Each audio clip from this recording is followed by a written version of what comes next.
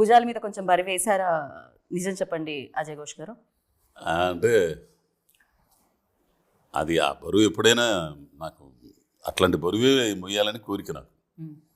అది శివ వేసాడు. నేను మొయ్యగలనా లేదా అనేది నేను మోతాను తెలుసు, నేను మొయ్యగలనా లేదని అతనికి తెలుసో లేదని చెప్పేసి కొంతకాలం ఆపా. లేదండి మీరే మోస్తారండి అది అని. సర్లే అని చెప్పేసి మోసుకెళ్ళాం. మరి 31వ తారీఖు రిలీజ్ అవుతుంది, ఏం చేస్తారో మరి చూడాలా. కొంతకాలం ఆపడానికి డౌట్ ఏంటి? మీరు మొయ్యగలరా లేరా అని ఆపారా, ఆయన మొయ్యగలరా లేరా అని ఆపారా? అంటే నా మీద అంత ఇది ఎందుకు అని. ఇప్పుడు పెద్ద ఆర్టిస్టులు ఇప్పటికే బాగా పాపులర్ అయిన వాళ్ళు ఉన్నారు, ఆ క్యారెక్టర్లు బాగా పండించగలిగిన వాళ్ళు ఉన్నారు. పెద్ద పెద్ద ఆర్టిస్టులు రాజేంద్ర ప్రసాద్ గారు కానీ, పెద్ద నరేష్ గారు కానీ, ఇంకా చాలామంది ఉన్నారు. వాళ్ళైతే ఒకటి అన్నాడు, వాళ్ళు ఆల్రెడీ చేశారు స్వామి ఇవన్నీ ఇట్లాంటివి.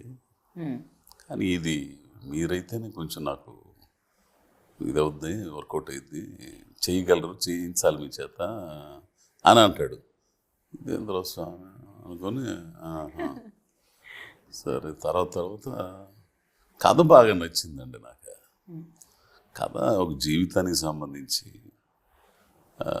ఒక మనిషి ఒక ఆశయం పెట్టుకుంటే దాన్ని సాధించడానికి ఎదురయ్యే సమస్యలు, వాటిని ఎదుర్కోవడానికి ఎంత తెగు ఉండాలి, ఎంత తెగు ఉన్నా కానీ వెనక్కి బీకే పరిస్థితులు ఉంటాయి.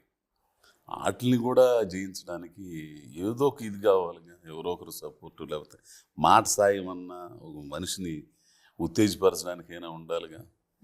అట్లాంటి టైంలో ఒక అమ్మాయి తోడైతే ఇద్దరు కలిసి ఎట్లా ఇదయ్యారు, ఆమె జీవితం ఎట్ట పోయింది, ఈడి జీవితం ఎట్ట పోయింది, చివరికి ఏమైంది అనేది కథ బాగుంది. సమాజం వీళ్ళిద్దరు కలిసి తిరిగేటప్పుడు సమాజం ఏమనుకుంటుంది, పెళ్ళాలు ఏమనుకుంటారు, పెళ్ళాం ఏమనుకుంటుంది, పిల్లకాయలు ఏమనుకుంటారు, రకరకాల భలే ఎమోషన్స్. ఆఖరికి పెళ్ళం మొగుడిని ఇంట్లోంచి తరివేసేదాకా వెళ్ళిపో అని చెప్పేసి తరివేయటం. సో ఎమోషన్స్ అవన్నీ కూడా ఉన్నది చాలా. సో బరువైన కథ అనమాట. చాలా బరువు. డెఫినెట్గా ఆ టైం తీసుకుని ఆ బరువు బాధ్యతలు మీరు మోసారు, అది తెలుస్తూనే ఉంది ట్రైలర్ చూస్తూ ఉంటే.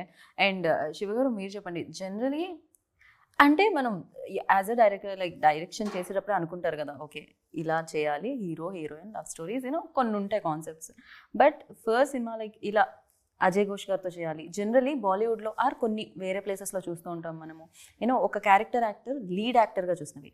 అంటే పంకజ్ త్రిపాఠి కానీ, లేకపోతే నవాజుద్దీన్ సిద్దికీ కానీ, ఫరాన్ కానీ, ఇర్ఫాన్ ఖాన్ కానీ. సో ఇట్లా కొంతమంది చేసే ఉంటాయి, బాలీవుడ్లో ఎక్కువ నడుస్తుంటాయి అట్లాంటి సినిమాలు కూడా. దానికి వెల్కమ్ కూడా చేస్తారు ఆడియన్స్, అలా ఉంటారు కూడా. So nowadays after corona మనం కూడా వెల్కమ్ చేస్తున్నాం దోస్ కైండ్ ఆఫ్ స్క్రిప్ట్స్కి. యా సో అలా మీ థాట్ ప్రాసెస్ ఎలా ఉండింది? అండ్ ఈ సినిమాతోనే ఫస్ట్ ఆడియన్స్ నేను మెప్పించాలని ఎలా అనుకున్నారు? సో ఎలాంటి జర్నీ జరిగింది దీని వెనకాల?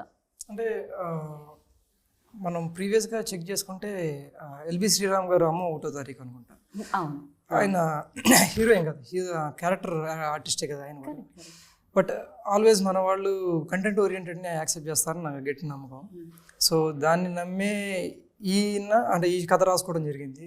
ఆ కథకి ఈయనైతే బాగుంటారు, చాందిని గారు అయితే ఇంకా బాగుంటారు అని చెప్పి ఇలా సెలెక్ట్ చేసుకోవడం జరిగింది. మెయిన్ వచ్చేసరికి కథేనండి. కథ ఎందుకు అంటే ఇంకా మన వాళ్ళు వర్స్టైల్ స్టోరీస్ని యాక్సెప్ట్ చేస్తారు అనేది నా కాన్ఫిడెన్స్. సో అది ఇంకా బాగా వచ్చింది. అంటే రైటింగ్లో చాలా బాగా అనిపించింది. రైటింగ్ తర్వాత మొత్తం మేక్ చేసినాక మనం ఫస్ట్ కాపీ చూసినాక ఇంకా చాలా బాగా అనిపించింది. మాకు కూడా చాలా బాగా అనిపించింది. అండ్ ట్రైలర్ కింద వచ్చిన కామెంట్స్ చూస్తే కూడా చాలా బాగా అనిపించింది. నేను కూడా మ్యూజిక్ నమ్ముకున్నాను, కానీ నా కడుపు కూడా నింపట్లేదు మ్యూజిక్, దాన్ని వదిలేసి వేరే ఫీల్డ్కి రావాల్సి వచ్చిందని. అండ్ కొంతమంది రియల్గా కామెంట్ చేయడం చాలా బాగా అనిపించింది. అండ్ ఎస్పెషల్లీ డైలాగ్స్ అయితే చాలా చాలా బాగున్నాయి. మాట్లాడదాం దాని గురించి బిఫోర్ దట్ చాందిని దగ్గరికి వచ్చి. సో నేనైతే చెప్పగలను, అంటే నేను కూడా కొన్నేళ్లుగా ఇండస్ట్రీలో ఉంటున్నాను, ఇంటర్వ్యూస్ చేస్తున్నాను, దాంట్లో స్టార్స్ ఉంటారు, యాక్టర్స్ ఉంటారు, ఎవ్రీబడి. బట్ చాందిని ఒక అమ్మాయి చాలా చూసీగా స్క్రిప్ట్స్ని తీసుకోవడం అండ్ డిఫరెంట్ కైండ్ ఆఫ్ స్టోరీస్ని చూస్ చేసుకోవడం అండ్ అది చెయ్యడం, ఎస్పెషల్లీ తెలుగు అమ్మాయి అండి. I appreciate that and everybody appreciating that and congratulations for Gaami success. And ఏంటి చాందిని ఫర్ దిస్ అంటే ఏంటి జనరలీ అంటే వెళ్ళిపోదాం, వచ్చినవన్నీ సైన్ చేసుకొని వెళ్దాం అనేది కాకుండా యూఆర్ ఆల్సో టైం ఇచ్చి చూస్ చేసుకొని చేయడానికి? క్రెడిబిలిటీ ఫ్యాక్టర్ అనేది చాలా టైం టేకింగ్ ప్రాసెస్ అండి. ఇప్పుడు నన్ను ఎందుకు చూడాలి, నేను చేసిన సినిమాలు ఎందుకు చూడాలి అండ్ యూనో ఇంతమంది యాక్ట్రెసెస్ ఉండగా నేను ఏంటి స్పెషల్గా ఏం తీసుకురాగలను ఆడియన్స్ కానీ నేను కానీ నా లోపల ఉన్న ఒక ఆకలి ఏం తీర్చగలను అనే థాట్ ప్రాసెస్లోకి వెళ్ళినప్పుడు కపుల్ ఆఫ్ ఇయర్స్ బ్యాక్ నేను సినిమా చూసే విధానం it's not for me, it is not business కానీ అలా కాదు. నేను ఇండస్ట్రీ వచ్చినప్పుడు కూడా ఒక యాక్టర్గా ప్రూవ్ చేసుకోవాలి నన్ను నేను. మంచి కథల్లో భాగం అవ్వాలి, మంచి కథలు చెప్పాలి, చెప్పే విధానం కూడా ఒకదానికి తేడా ఉండాలి. ఒక లుక్ చూడగానే ఏ సినిమాని కన్ఫ్యూజ్ అవ్వకూడదు, అలా ఉండాలి అనే ఒకటి నేను అనుకున్నాను. సో అది ఒక దారిలో పడటానికి కొన్ని సంవత్సరాలు టైం పట్టింది. కానీ ఇలా నేను డైరెక్ట్గా చెప్పకుండా మీ అంతటా మీరు అది అబ్జర్వ్ చేశారంటే నాకు అది ఒక టిక్ మార్క్ లాగే, ఎందుకంటే అది ఒక వ్యాలిడేషన్ లాగా.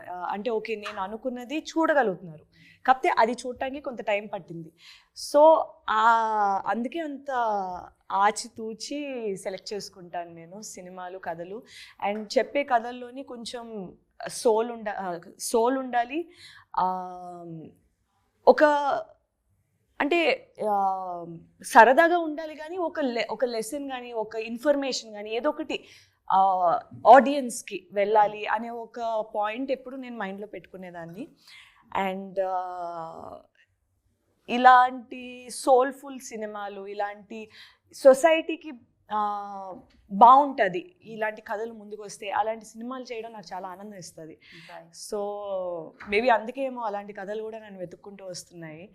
So that is actually seriously అది వెతుక్కుంటూ రావడం కూడా ఒక మంచి విషయం కదా. చాలా టైం పట్టిందండి ఆ పొజిషన్కి రావడానికి. ఎందుకంటే నేను ఈ దారిలో రావాలంటే చాలా సినిమాలు వదులుకోవాల్సి వస్తుంది.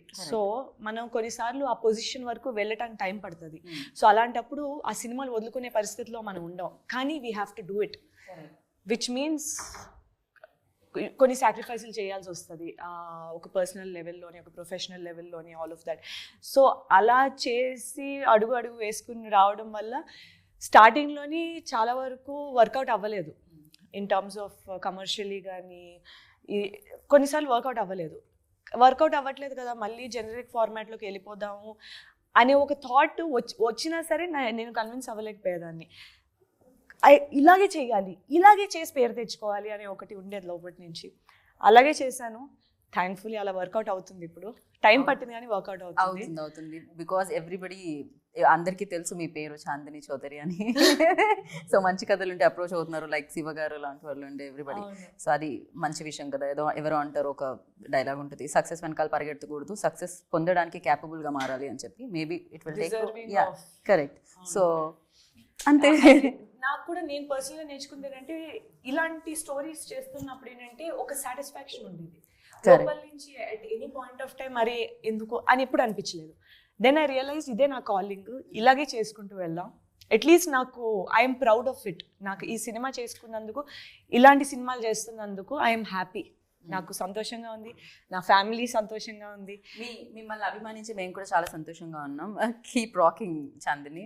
అండ్ హర్ష గారు వెయిటింగ్ అనమాట. హర్ష గారు నెక్స్ట్ ఆయనే ఆర్డర్లో ఉన్నాను అని ఆయన అర్థమైపోయింది హర్ష గారికి. నా వరకే వస్తుంది క్వశ్చన్, లైన్లో వచ్చింది అమ్మాయి అని చెప్పి.